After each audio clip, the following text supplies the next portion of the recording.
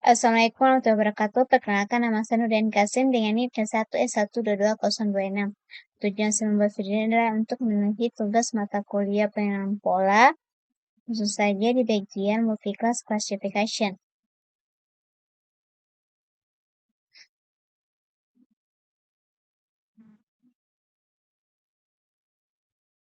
Sedangkan pengklasifikasi biner membedakan antara dua kelas. Pengklasifikasi multi-kelas juga disebut pengklasifikasi multinomial dapat membedakan antara lebih dari dua kelas. Beberapa algoritma seperti pengklasifikasi SKD, pengklasifikasi multinomial klasifikasi dan pengklasifikasi bias yang naik mampu menangani beberapa kelas secara asli, seperti pengklasifikasi regresi logistik atau mesin vektor pendukung adalah pengklasifikasi biner yang ketat. Namun ada beberapa strategi yang dapat kita gunakan untuk melakukan klasifikasi multi-kelas dengan beberapa pengklasifikasi biner. Salah satu cara untuk membuat sistem yang dapat mengklasifikasikan gambar digit menjadi 10 kelas dari 0 hingga 9 adalah dengan melatih 10 pengklasifikasi biner. Satu untuk setiap digit, detektor 0, detektor 1, detektor 2, dan sebagainya.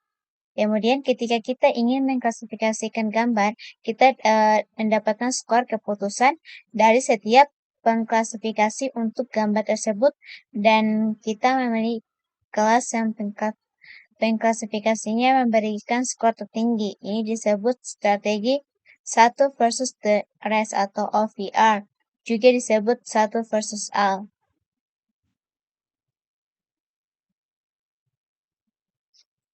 Strategi lain adalah melatih pengklasifikasi biner untuk setiap pasangan digit. Satu untuk membedakan 0 dan 1, satu lagi untuk membedakan 0 dan 2, satu lagi untuk 1 dan 2, dan seterusnya. Ini disebut strategi 1 versus 1.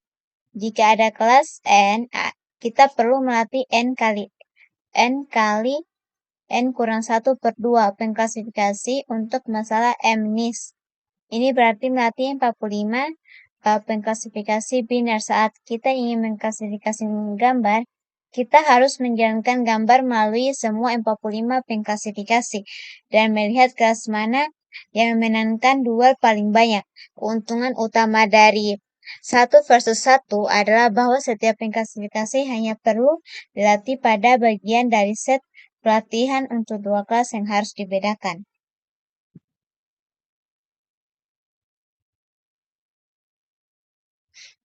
Beberapa algoritmanya seperti pengklasifikasi vektor pendukung menskalakan dengan buruk dengan ukuran set pelatihan. Untuk algoritma ini, 1 versus 1 lebih disukai karena lebih cepat melatih banyak pengklasifikasi pada set pelatihan kecil daripada melatih beberapa pengklasifikasi pada set pelatihan besar. Namun, untuk sebagian besar algoritma klasifikasi biner, OVR lebih disukai. Scikit-learn mendeteksi saat kita mencoba menggunakan algoritma klasifikasi biner untuk tugas klasifikasi multi-kelas, dan secara otomatis menjalankan OVR atau 1 versus 1 tergantung pada algoritma. Mari kita coba ini dengan mengklasifikasi supervector matching atau SVM menggunakan kelas current SVM. Langsung saja di bagian codingan.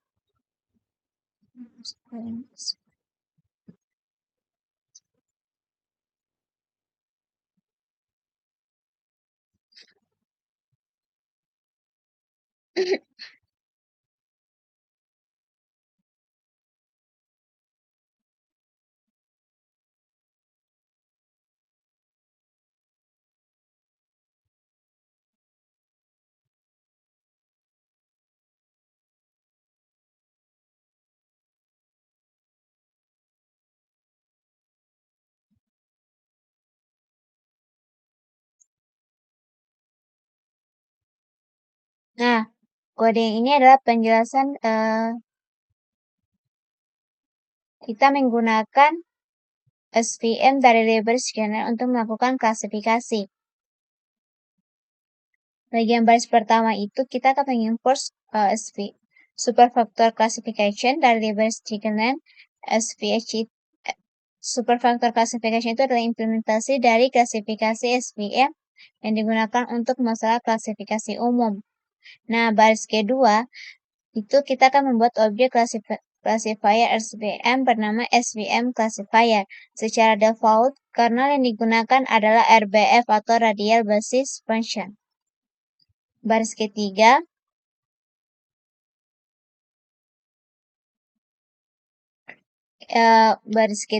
kita akan melatih model SVM menggunakan data fitur strain dan label target ytrain. Di sini ytrain adalah label sebenarnya dari angka misal 0 sampai 9 jika dataset adalah MNIST, bukan yang train 5 yang biasanya digunakan untuk klasifikasi biner. Contohnya apakah gambar adalah angka 5 atau bukan. Dan baris terakhir, kita akan melakukan prediksi pada input sum digit, yaitu data citra dari sebuah angka, misalnya berupa vektor 784 pixel jika datasetnya adalah MNIST. Setelah itu kita akan mengembalikan array seperti array 5 atau data tipenya itu unit 8 yang artinya model memprediksi bahwa gambar tersebut adalah angka 5.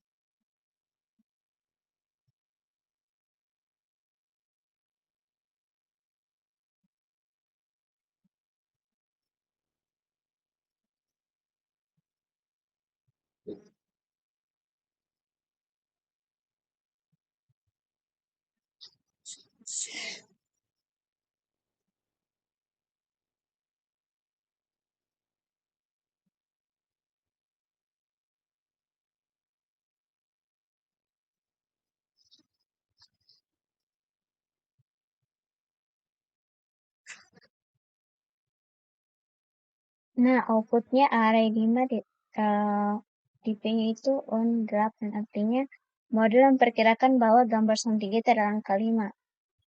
Ketika UN8 itu menunjukkan tipe data dari output itu. Manusia integer 8 bit biasa digunakan dalam data gambar.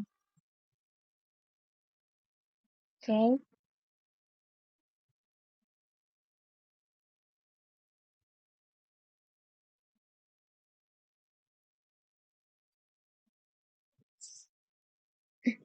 Jika kita memanggil metode decision function, kita akan melihat bahwa metode tersebut mengembalikan 10 skor per instan, bukan hanya satu, itu satu skor per kelas. Lanjut ke codingan.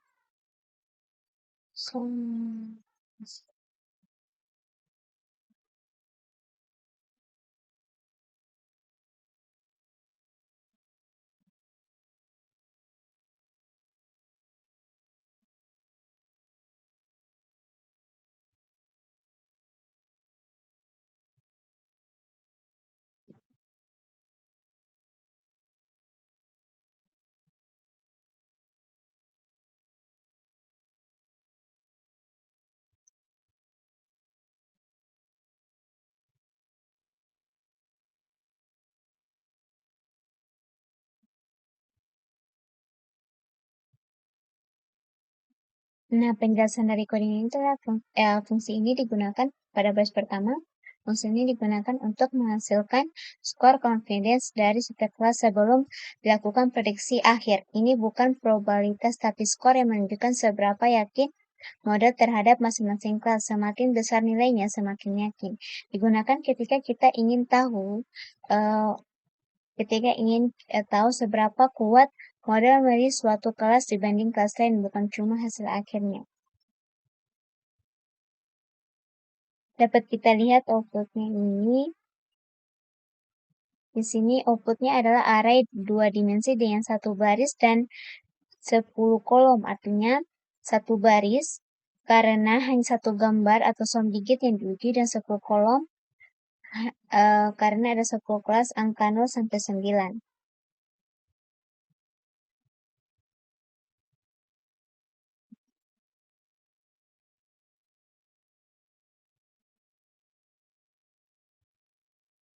Skor tertinggi memang yang sesuai dengan kelas 5. Kita lanjut.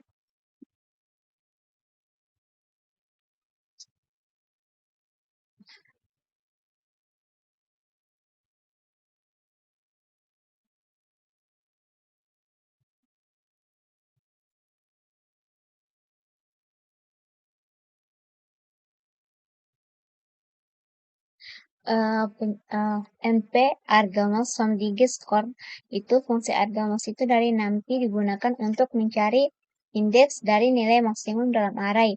Dalam konteks ini, Somdige Score adalah array score dari setiap kelas 0 sampai 5. Nilai maksimalnya adalah 9,5 pada indeks kelima yang berarti model paling yakin bahwa gambar Somdige adalah kelas kelima dari daftar kelas yang memiliki output yang dimiliki model. Itu SVM class classes.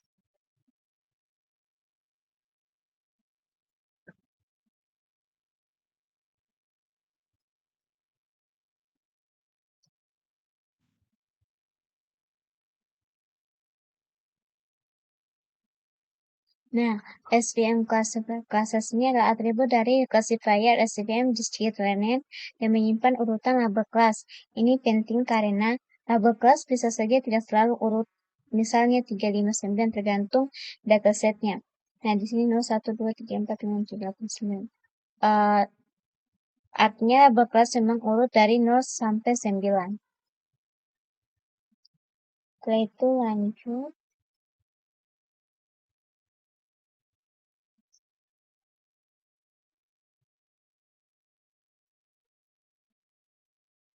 Nah, di sini kita akan mengambil label kelas pada indeks kelima, yaitu 5. Jadi, meskipun hasil dari agama adalah indeks kelima, kita pastikan lagi bahwa label pada indeks itu memang benar-benar angka 5. Yang benar ya.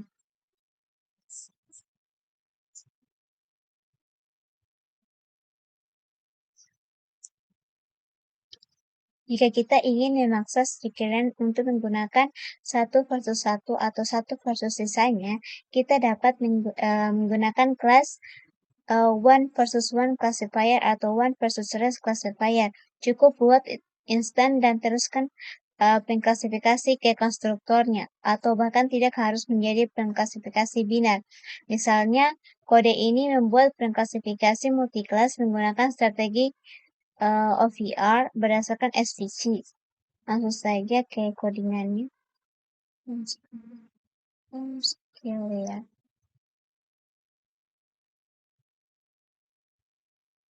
Multiclass.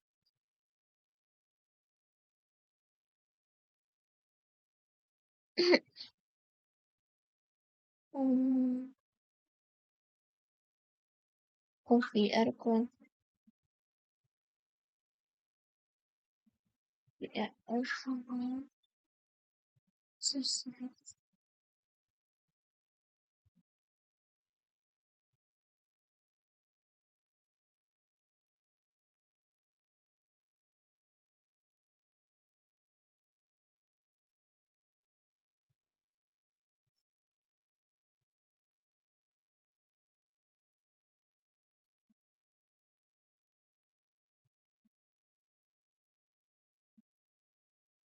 SVC with strength ya, try.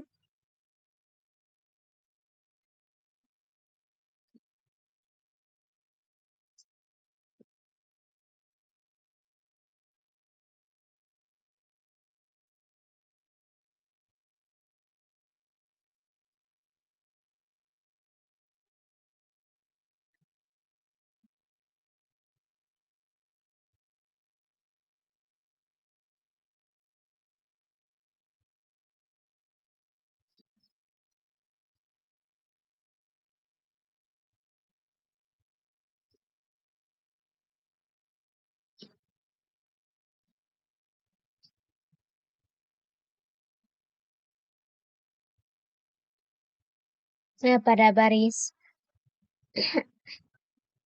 Nah, one versus rest classifier ini adalah strategi untuk mengubah model binar seperti SVM menjadi multiclass. One versus rest atau OVR bekerja dengan cara untuk setiap kelas buat satu classifier yang memisahkan kelas tersebut dari semua kelas lainnya. Jadi, jika ada 10 kelas, misalnya angka 0 sampai 9, maka akan dibuat 10 model SVM masing-masing fokus mendeteksi satu angka saja.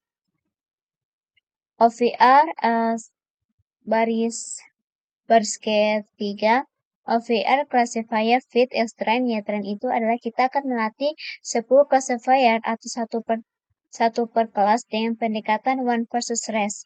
Contohnya classifier 0, apakah ini 0 versus bukan 0? Classifier 1, apakah ini 1 versus bukan 1, dan seterusnya. Setelah itu OVR classifier predict atau SOMDIGIT. Model akan menguji SOMDIGIT ke semua 10 classifier. Setiap classifier memberikan skor kepercayaan kelas dengan skor tertinggi akan dipilih sebagai prediksi.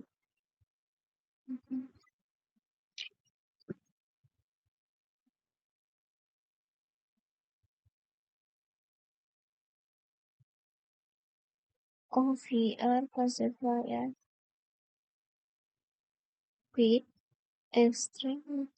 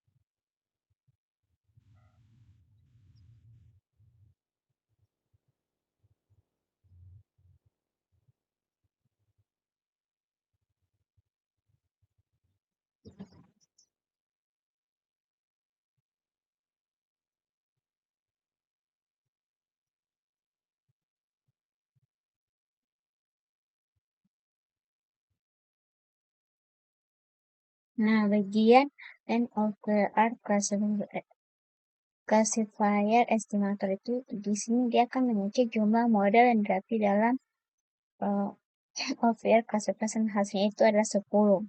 Artinya ada 10 SVM yang dilatih, 1 untuk setiap kelas 0 sampai 9.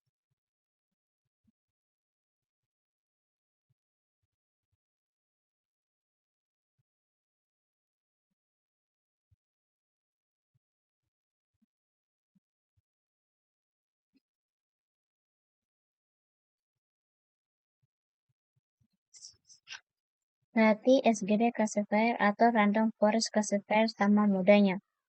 Langsung bikin codingannya di sini.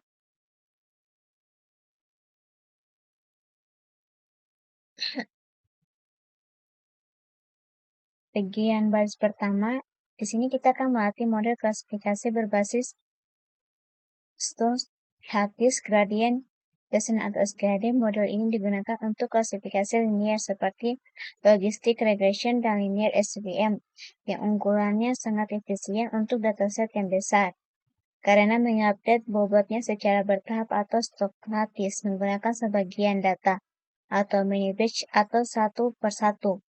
Sekali classifier predict sounding gate setelah mulai dilatih, kita minta untuk kompetisi gambar. Hasilnya nanti akan sini array 3 tipe datanya itu kecil. Tapi di sini arraynya nah. Jadi artinya model memperkirakan gambar tersebut adalah angka 3.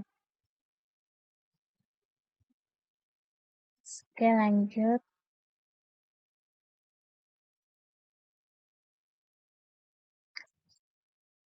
Kali ini kalian tidak harus menjalankan OVR atau 1 versus 1 karena pengkasihan SKD dapat langsung mengklasifikasikan instance ke dalam beberapa kelas. Metode decision function sekarang mengembalikan satu nilai per kelas. Mari kita lihat skor yang ditetapkan pengklasifikasi SKD untuk setiap kelas.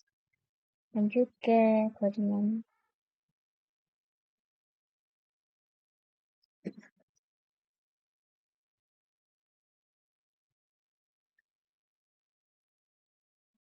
Nah, penjelasan dari decision function itu di sini kita akan fungsi ini memberitahu kita skor menta atau confidence score dari model untuk setiap kelas. Ini bukan probabilitas tapi nilai-nilai linear atau jarak dari hiperplane yang dipakai untuk menentukan prediksi. Semakin besar skornya, semakin besar keyakinan model bahwa input tersebut milik kelas tersebut. Di sini dapat kita lihat outputnya. Ini adalah skor untuk kelas 0 sampai 9. Nilai terbesarnya itu adalah di sini nilai terbesarnya itu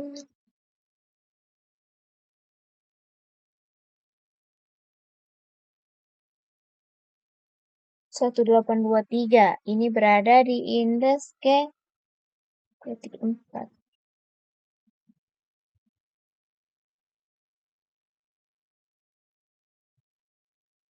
Turun 3, 4 berarti indeks K3. Maka prediksi modelnya adalah hmm,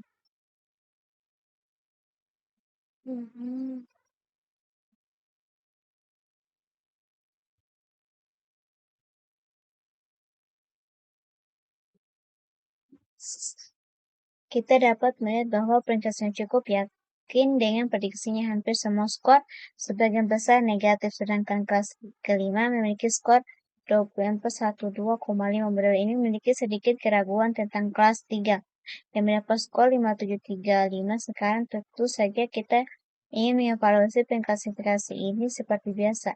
Kita dapat menggunakan validasi silang atau gunakan fungsi cross-file score untuk mengevaluasi akurasi SGD classifier.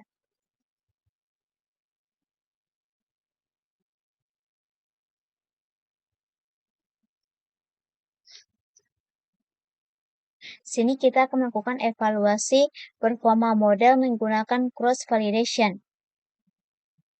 Cross-file score di sini fungsinya itu digunakan untuk melakukan cross validation. Tujuannya itu untuk mengevaluasi performa model secara lebih adil dan stabil, tidak hanya di satu subset data. Di sini kita akan membagi data menjadi 3 bagian, CV sama dengan 3 ya. Setiap bagian akan bergantian menjadi data validasi dan sisanya jadi data pelatihan. Jadi model dilatih dan diuji 3 kali pada bagian yang berbeda.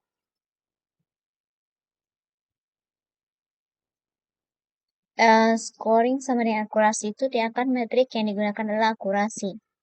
Dan output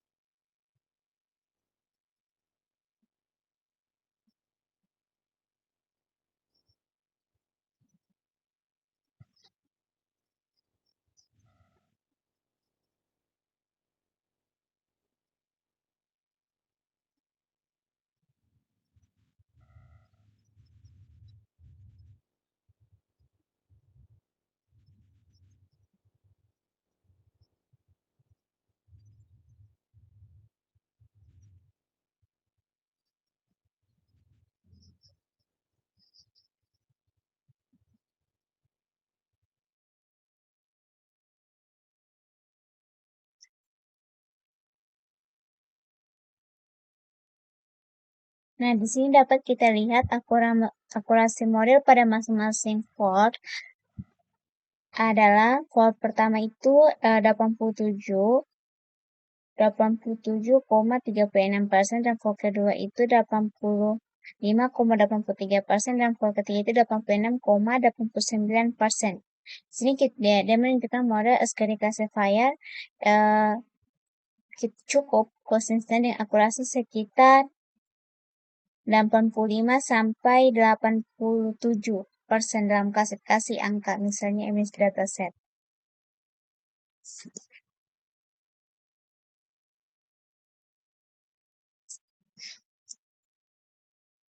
Jika kita ingin menggunakan pengklasifikasian acak, kita akan mendapatkan akurasi 10%. Jadi, ini bukan skor yang buruk, tetapi kita masih bisa melakukan yang jauh lebih baik. Cukup mengskalakan input seperti yang dibahas dalam bab sebelumnya. Kita akan meningkatkan akurasi di atas 89%. Selesai. Ya.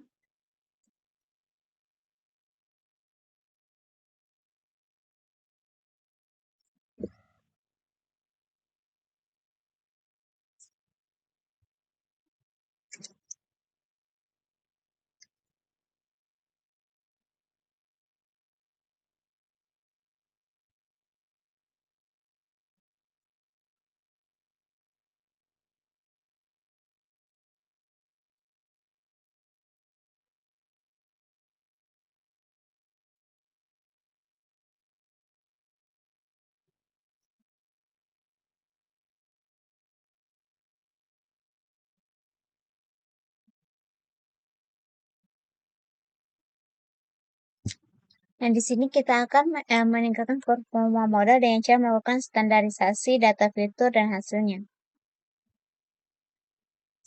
Nah, standar scalar itu adalah fungsi untuk melakukan standarisasi fitur, mengubah distribusi fitur agar memiliki rata-rata atau mean itu sama dengan 0 dan standar deviasinya itu sama dengan 1. Kenapa penting? Karena model seperti SQL classifier itu sangat sensitif terhadap skala fitur karena menggunakan skala fitur karena menggunakan metode gradient.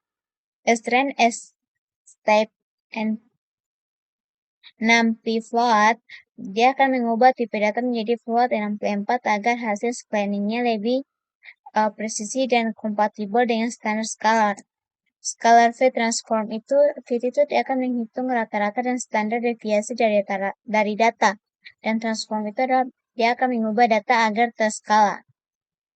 Dan hasilnya akan tersimpan di strength scalar.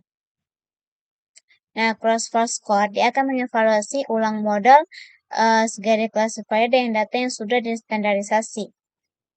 Dan nanti hasilnya itu kan array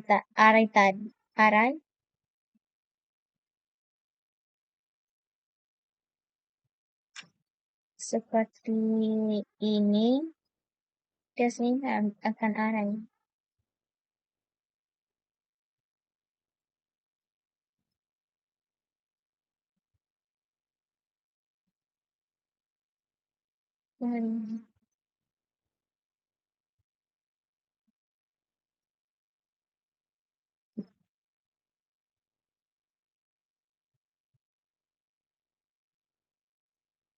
Ini kan dapat kita lihat perbandingannya tanpa distandarisasi itu akurasi rata-rata 3 voltnya itu 86,3%, sedangkan dengan standarisasi rata-ratanya itu 90%. Jadi artinya standarisasi itu dia akan membuat model belajar lebih baik karena semua fitur disetarakan sehingga tidak ada fitur yang mendominasi atau tertinggal karena skala yang berbeda. Nah, kita masuk ke bagian error analysis. Jika ini adalah proyek nyata, kita sekarang harus mengikuti langkah-langkah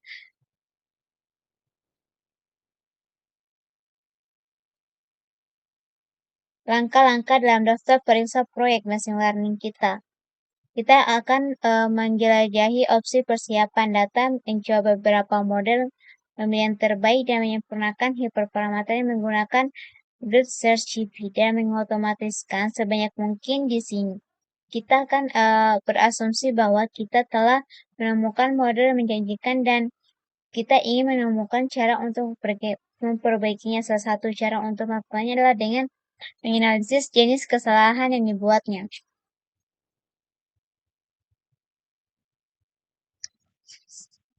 Pertama, kita akan lihat matriks.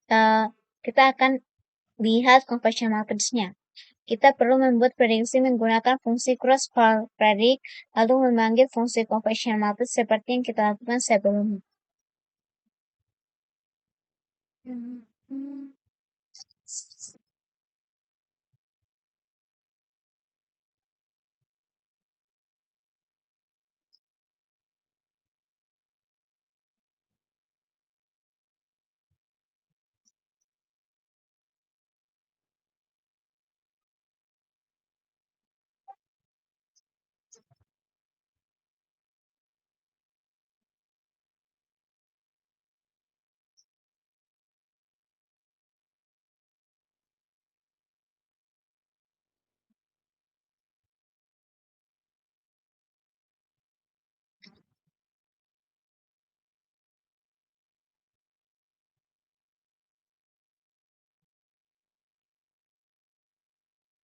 Nah, di sini kita akan masuk ke tahap evaluasi prediksi model lewat convolution matrix.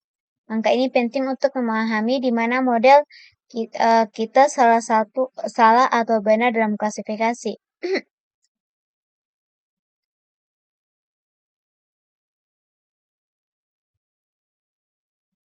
Cross-validation, dia akan melakukan cross-validation dan mengembalikan prediksi untuk setiap data seolah-olah data itu adalah data uji. Jadi setiap prediksi pada Y-trend rate tidak dilatih dari data itu sendiri lebih realistis untuk evaluasi.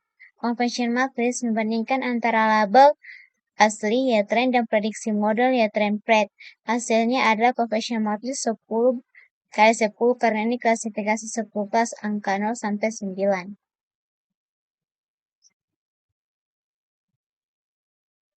Hasilnya sudah.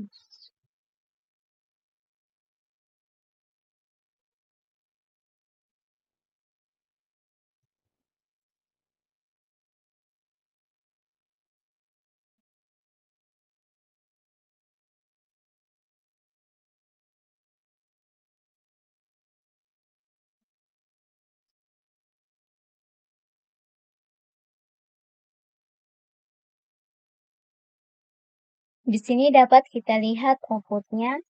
Setiap baris itu adalah label aslinya dan setiap kolom itu adalah label prediksi.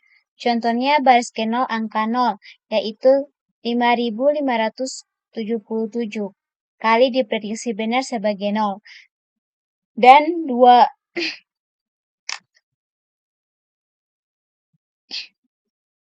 222 kali malah diprediksi sebagai angka 8.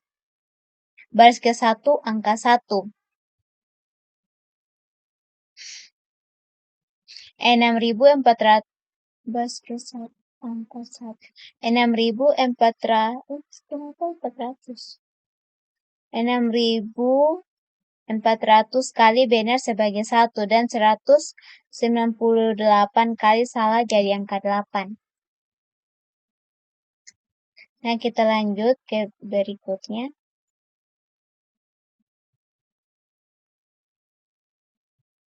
Itu banyak angka. Seringkali lebih nyaman untuk melihat representasi gambar dari dari convolution matrix. Kita akan menggunakan fungsi matplotlib. Lanjut, kita ke codingnya nih.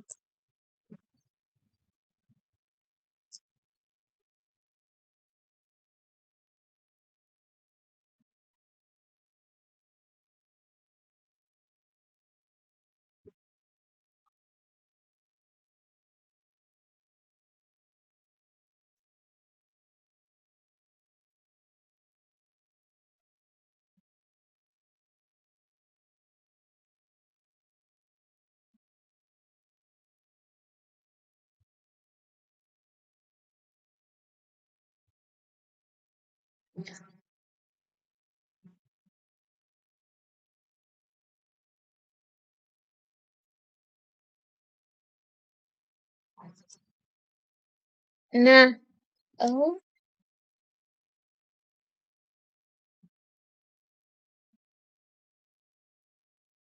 PRT mat SO.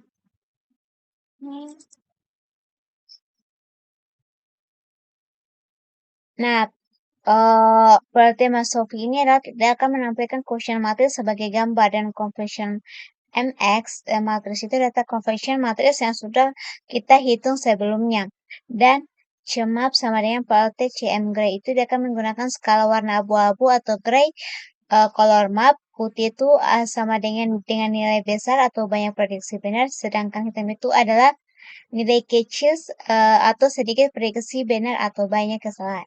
Nah, seperti dapat kita lihat dari gambar ini, diagonal putih terang menunjukkan prediksi yang benar untuk tiap digit atau angka yang diklasifikasi dengan benar. Area gelap di luar diagonal atau kesalahan prediksi, dan kolom terakhir agak terang. Ada banyak kesalahan klasifikasi ke angka tertentu, misalnya angka 8 sering disalah prediksi.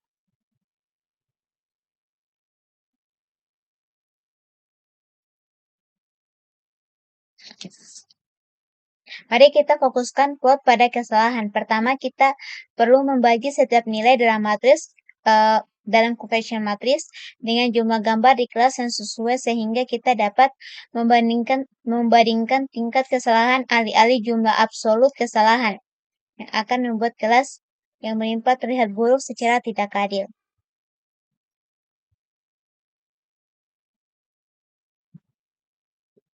Oh,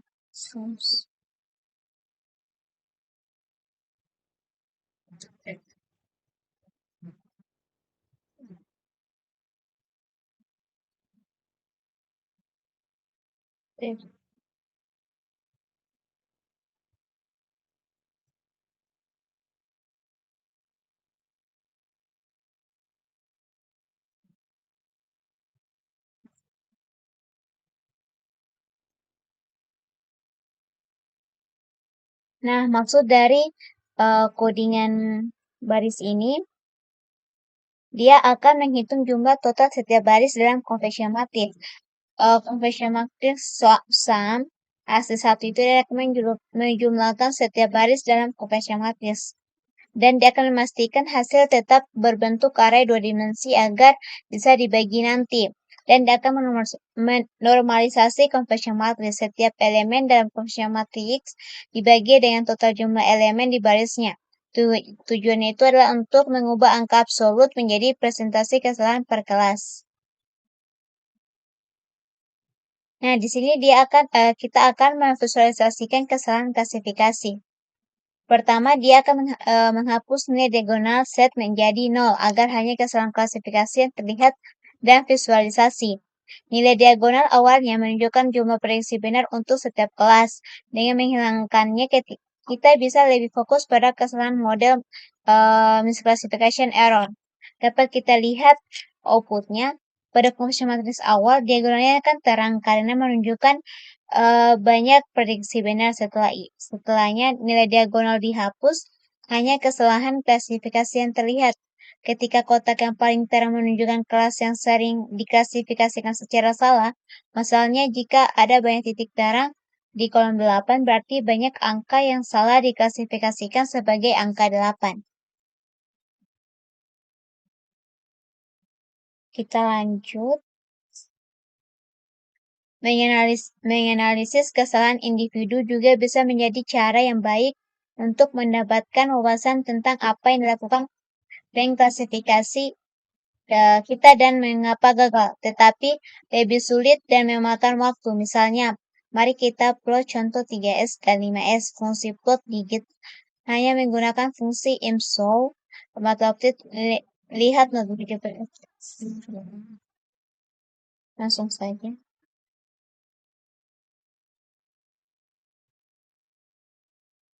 CL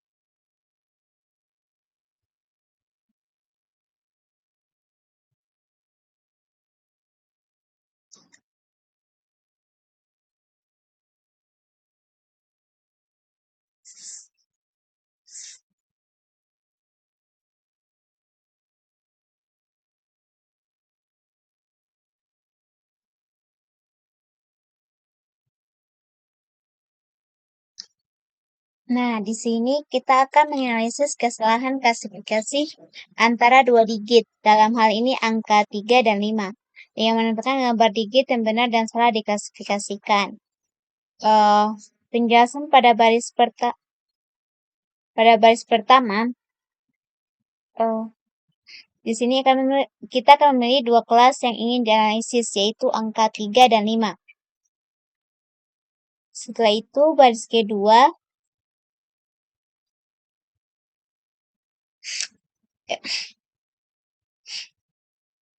X A berisi gambar digit 3 yang diklasifikasikan dengan benar sebagai 3, dan XAB berisi gambar digit 3 yang diklasifikasikan salah sebagai A5.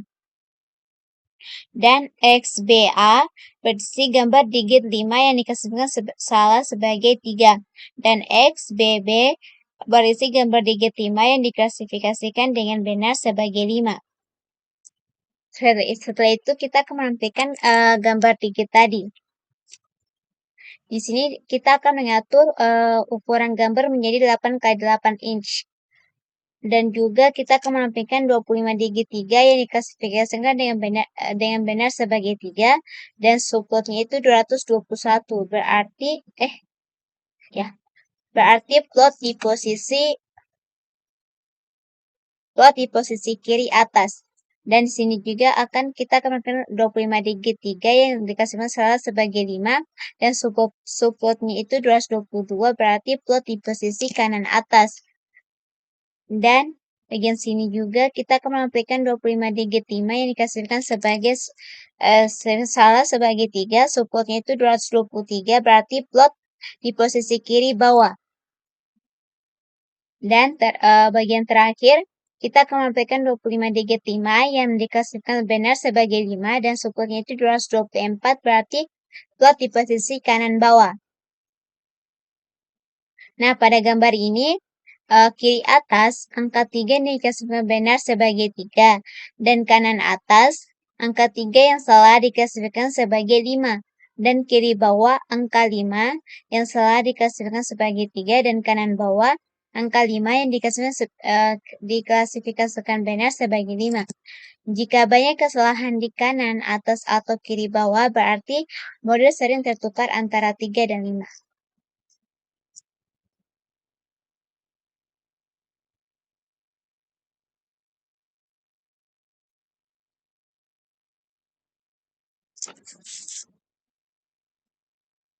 Dua blok 5x5 di sebelah kiri menunjukkan digit yang diklasifikasikan sebagai 3, dan dua blok 5x5 di sebelah kanan menunjukkan gambar yang diklasifikasikan sebagai 5.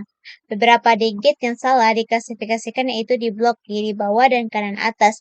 Ditulis dengan sangat buruk sehingga bahkan manusia akan kesulitan mengklasifikasinya. Misalnya 5 di baris pertama dan kolom kedua benar-benar terlihat seperti 3 yang ditulis dengan buruk. Namun sebagian besar, gambar yang salah klasifikasi tampak seperti kesalahan yang jelas bagi kami dan sulit untuk memahami mengapa pengklasifikasi membuat kesalahan mengambil hal itu. 3 alasannya adalah karena kita menggunakan SGD classifier sederhana yang merupakan model linear. Yang dilakukan hanyalah menetapkan bobot per kelas untuk setiap pixel. Dan ketika kita melihat gambar baru, ia hanya menjumlahkan intensitas pixel tertimbang untuk mendapatkan skor untuk setiap kelas. Jadi karena 3S dan 5S hanya berbeda beberapa pixel, model ini akan dengan mudah membingungkan mereka. Perbedaan utama antara 3S dan 5S adalah posisi garis kecil yang menghubungkan garis atas ke busur bawah. Jika kita mengambil gambar 3 dengan persimpangan sedikit bergeser ke kiri, pengklasifikasi mungkin mengklasifikasinya sebagai 5 dan sebaliknya.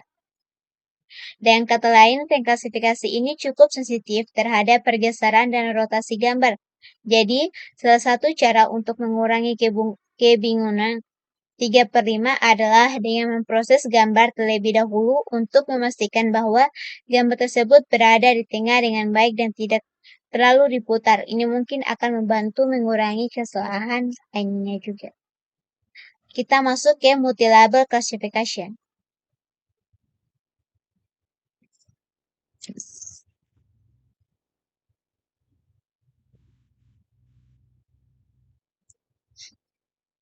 Hingga saat ini, setiap instan selalu ditegalkan hanya untuk satu kelas.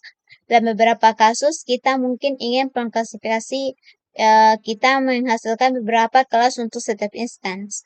Pertimbangkan pengklasifikasi pengenalan wajah. Apa yang harus dilakukan jika kita mengenali beberapa orang dalam gambar yang sama? Itu harus melampirkan satu tag per orang yang dikenalinya. Katakanlah pengklasifikasi telah dilatih untuk mengenali 3 wajah, Alice, Bob, dan Carly. Kemudian ketika pengklasifikasi diperlihatkan gambar Alice dan Carly, itu akan menghasilkan 101. Artinya, Alice ya, Bob tidak, Carly ya. Sistem klasifikasi semacam itu yang menghasilkan beberapa tag biner disebut sistem klasifikasi multilabel. Kita tidak akan membahas pengenalan wajah dulu, tetapi mari kita lihat contoh yang lebih sederhana hanya untuk tujuan ilustrasi. Lanjut kita ke bagian codingan.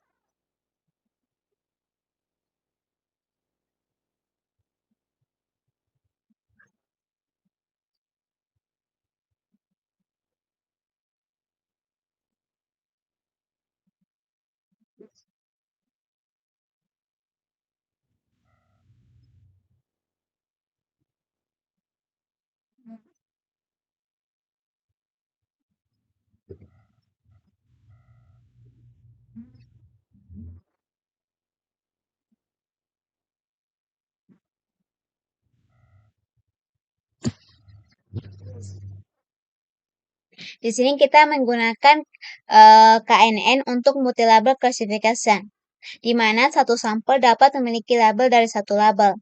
Penjelasan baris per baris. Penjelasan pertama, kita akan mengimpor model KNN dari signalnya. Setelah itu kita akan membuat label benar true jika digit sama dengan 789, false jika digit lebih kecil dari 7, 0 sampai 6.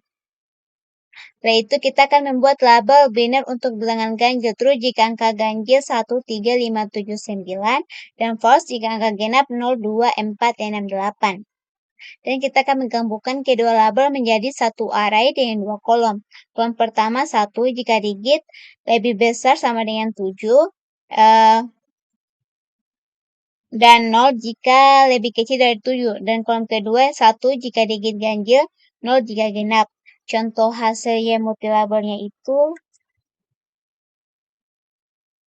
untuk beberapa digit itu digit 3784 lebih besar dari 7 itu digit 3 itu 0 dan 7 itu 1, 8 itu 1, 4 itu 0.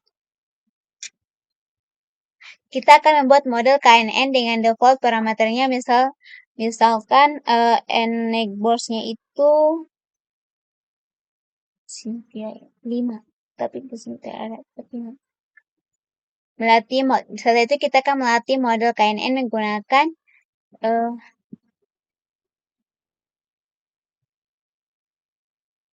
Xtrain dengan Xtrain dan Y multilabel sebagai label.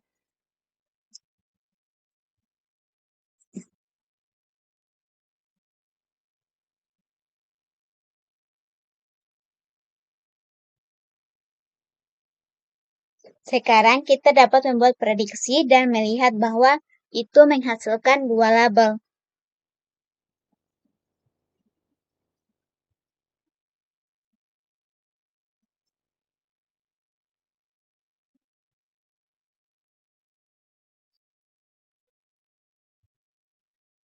Nah, di sini kita menggunakan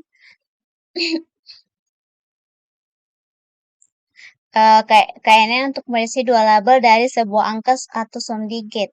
Di sini kita akan KNN classification adalah model KNN yang sudah dilatih sebelumnya dengan multilabel classification. Hasilnya adalah outputnya itu array dengan dua nilai boolean, yaitu false dan true. False pada indeks pertama, angka ini bukan lebih sama dengan 7, artinya angka ini adalah 0 sampai 6. Dan true pada indeks kedua, angka ini ganjil, misalnya 1, 3, atau 5.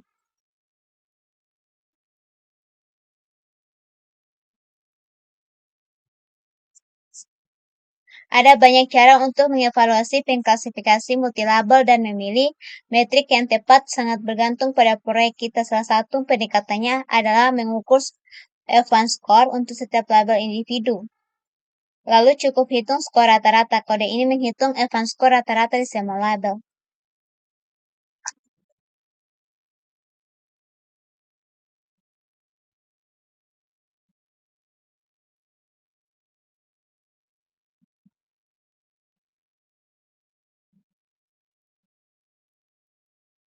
Try dan score.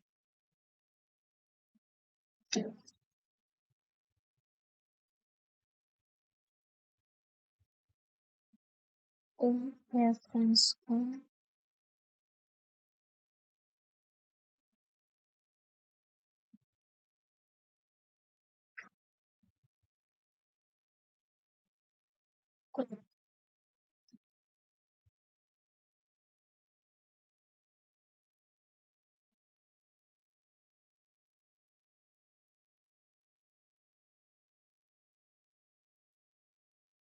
Nah, di sini cross predict itu dia akan melakukan cross validation dengan data dibagi menjadi 3 bagian.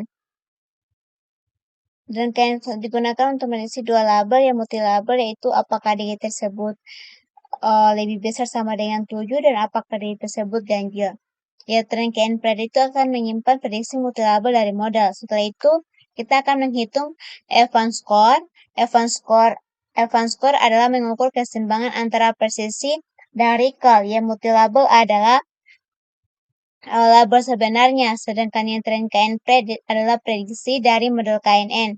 Average Markov berarti menghitung Evans score untuk setiap label secara terpisah dan rata-rata aritmatika.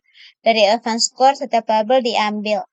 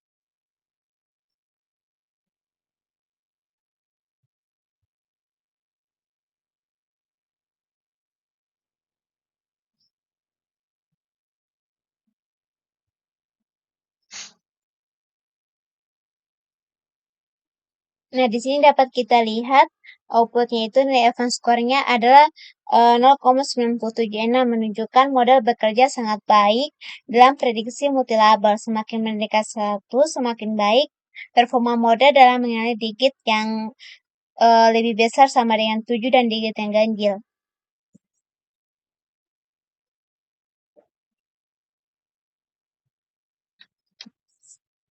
Namun, ini mengasumsikan bahwa semua label sama pentingnya yang mungkin tidak terjadi secara khusus jika kita memiliki lebih banyak gambar Alice daripada Bob atau Curly.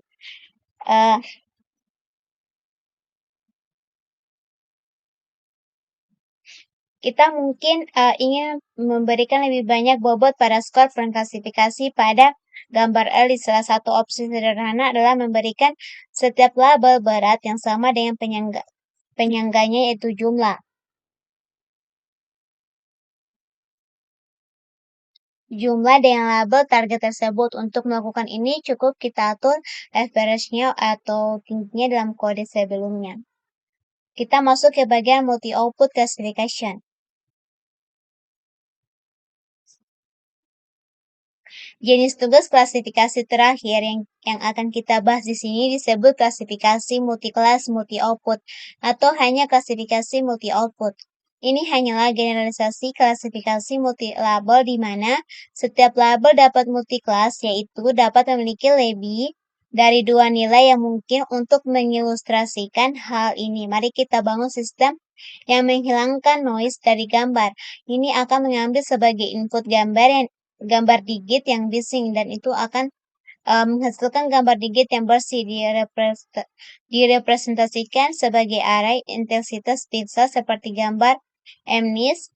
Perhatikan bahwa output pengklasifikasi adalah multilabel atau satu label berpixel, dan setiap label dapat memiliki beberapa nilai intensitas pixel berkisar dari 0 hingga 255. Dengan demikian, ini adalah contoh sistem klasifikasi multi-output.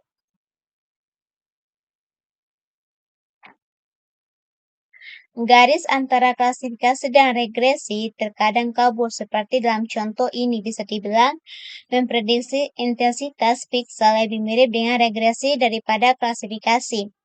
Selain itu, sistem multi-output tidak terbatas pada tugas klasifikasi. Kita bahkan dapat memiliki sistem yang menghasilkan beberapa label per instan, termasuk label kelas dan label nilai.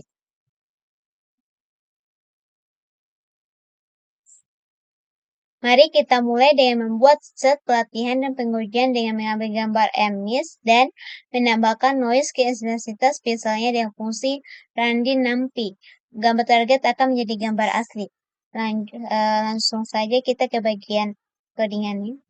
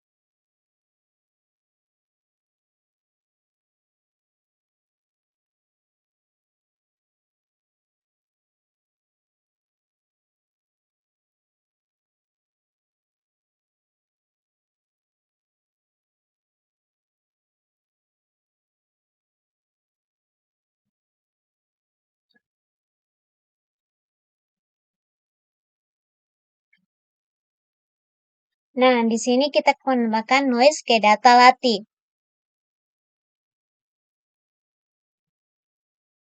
Ini. Kita akan membuat matris noise dengan nilai acak antara 0 hingga 99. Ukuran len yang strain 724 berarti jumlah sampel data latih dikali 724 pixel sesuai format gambar dalam dataset seperti MNIST. Dan itu kita akan menambahkan noise ke gambar latih, membuatnya lebih sulit dikenali oleh model. Dan juga kita akan menambahkan noise ke data uji, sama seperti sebelumnya tetapi diterapkan pada data uji. Itu kita akan menjadikan data asli sebagai label. Nah, tujuannya model akan belajar menghilangkan noise dengan memprediksi gambar asli dari gambar yang telah diberi noise. Dengan kata lain, ini adalah autoencoder sederhana, di mana input adalah gambar dengan noise dan output adalah gambar asli.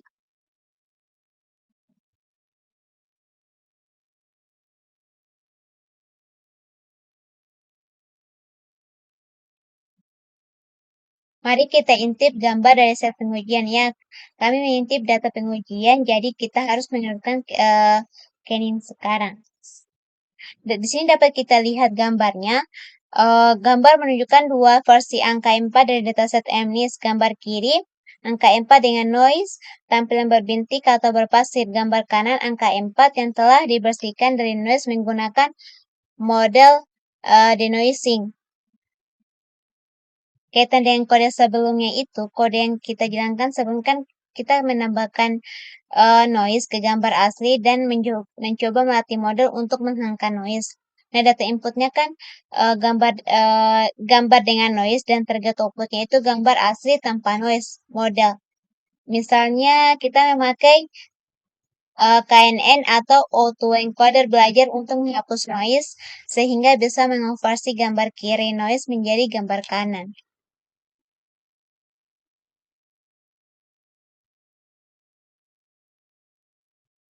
Nah, kesimpulan dari gambar ini, gambar kiri dia menunjukkan hasil input yang tadi beri noise dan gambar kanan menunjukkan hasil prediksi modal yang berhasil menghapus noise dan mengembalikan gambar asli.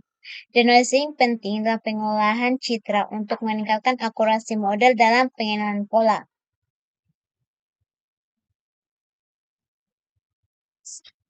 Di sebelah kiri adalah gambar input yang dibisik, yang noise, dan di sebelah kanan adalah gambar target yang bersih. Sekarang, mari kita latih pengklasifikasi dan bersihkan gambar ini.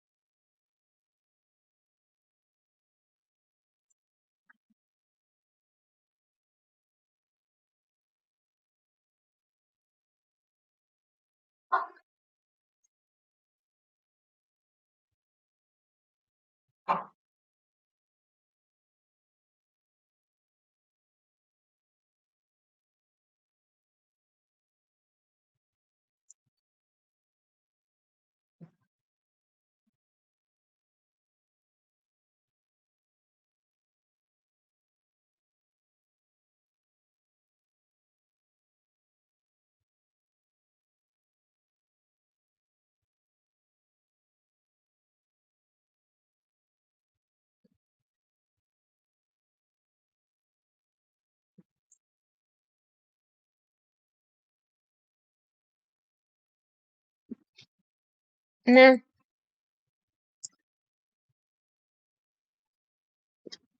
pada baris pertama, kita akan melatih model KNN.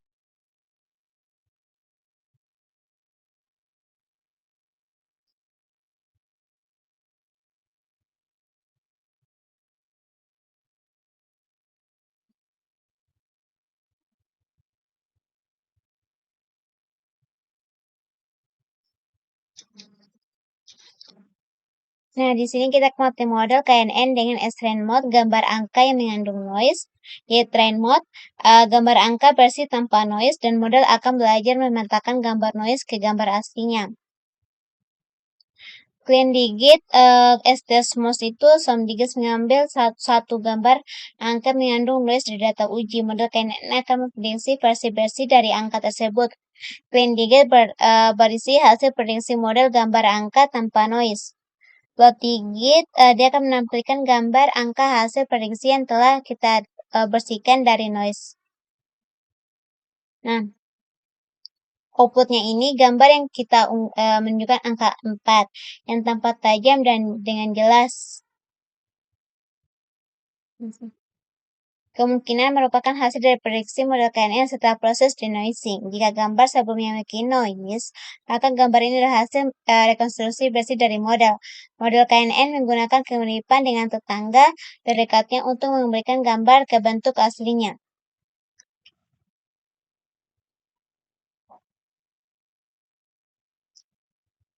Nah, model dia mampu mengkonstruksi angka dengan lebih bersih seperti yang ditunjukkan pada outputnya ini.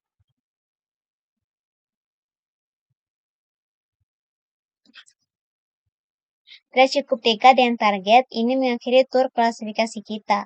Kita sekarang harus tahu cara memilih metrik yang baik untuk tugas klasifikasi, memilih pengorbanan presisi atau penarikan, kembali membandingkan klasifikasi dan secara umum membangun sistem klasifikasi yang baik untuk berbagai tugas. Mungkin itu saja yang dapat saya sampaikan. Lebih dan kurangnya mohon dimaafkan. Wabillahi taufiq wal hidayah. Wassalamualaikum warahmatullahi wabarakatuh.